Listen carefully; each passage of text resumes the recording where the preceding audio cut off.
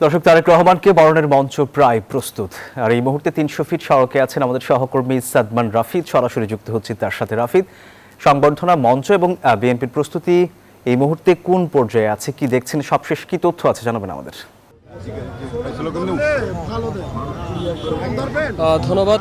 যেমনটি জানেন, আগামী ২৫ ডিসেম্বর দেশে আসছেন বিএনপির ভারপ্রাপ্ত চেয়ারম্যান তারেক রহমান এবং তার এই দেশ স্বদেশ প্রত্যাবর্তনকে ঘিরে কিন্তু রাজধানীর ৩০০ ফিটে একটি মঞ্চ তৈরি করা হচ্ছে, যেখানে তাকে আসলে সংবর্ধনা দেওয়া হবে এবং মঞ্চের কাজ ইতিমধ্যে প্রায় শেষের দিকে। এখন মূলত এখানে সাউন্ড সিস্টেম, ব্যানার, এই সংক্রান্ত কাজগুলো চলছে এবং এই মঞ্চকে ঘিরে কিন্তু মূলত এখানে জড়ো হয়েছে শত শত মানুষ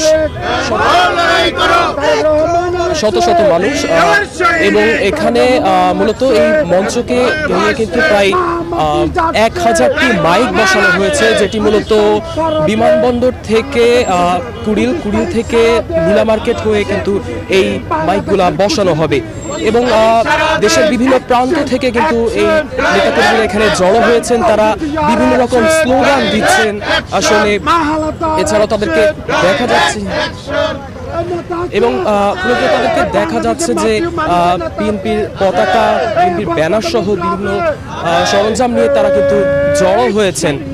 এছাড়া বিএনপির কিন্তু নেতাকর্মীরা কিন্তু জানিয়েছে যে মূলত প্রায় ৫০ লক্ষ মানুষ কিন্তু সমাবেত হবে এমনটি আশা করছেন তারা।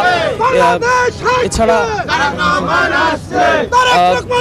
এই ছিল মূলত রাজধানীর ৩০০ ফিট থাকে আমার কাছে সর্বশেষ তথ্য। ধন্যবাদ আপনাকে।